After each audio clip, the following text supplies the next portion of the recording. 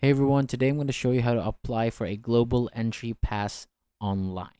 So first go to this website, ttp.dhs.gov, and then scroll down and click the Get Started button, then hit Continue. Under the global entry option, and tap Consent and Continue.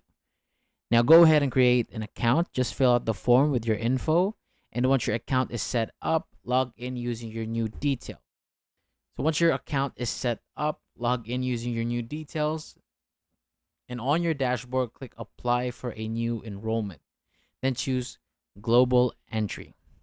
From here, you'll fill out the application. So it'll ask for things like your personal info, travel history, and work history. So just answer everything honestly. And next, review your info. Then go ahead and pay the $100 fee. Then after that, submit your application and wait for a conditional approval. And if you get approved, you'll get a message telling you to schedule an interview at a nearby enrollment center. And that's it. Thank you so much for watching, and I'll see you on the next one.